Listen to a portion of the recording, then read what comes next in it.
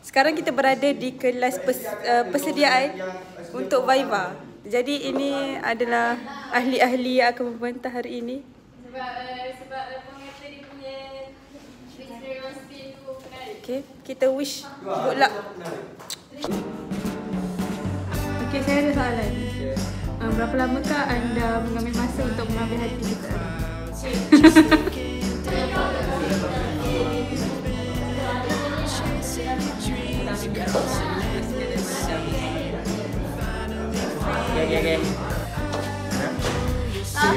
Viva call.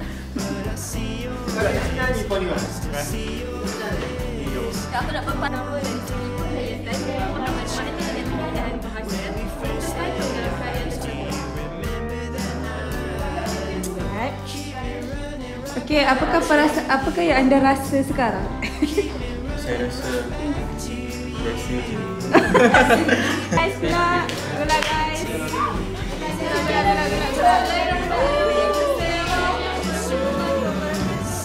Stop. Nampak tak?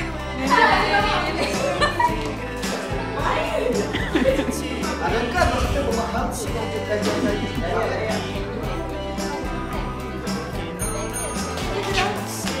Teori. Awak PhD dia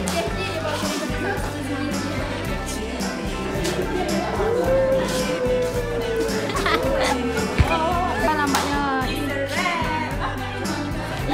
ini banyak jadian.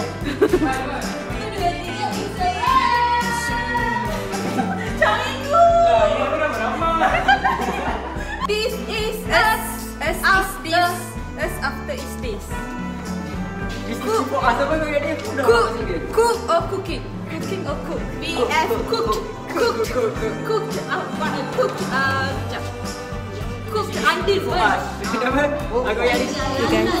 Okay guys, dari Viva. Kita sekarang dekat majlis penuntutan. So soalannya, membantai ataupun dibantai? Untuk makluman, semua pelajar PSMP Ambilan Jun 2021 merupakan pembentang terbaik.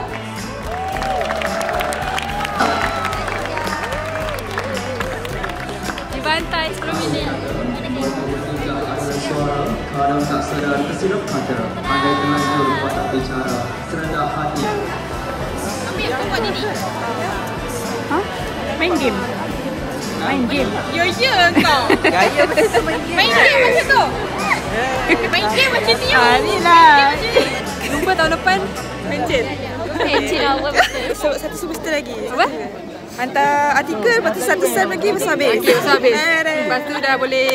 Dia nak kahwin. Okey, Dini akan nak buat kat undangan lah. Kat undangan. No. Tak bila dulu kot. No. Bye. Kau apa cerita?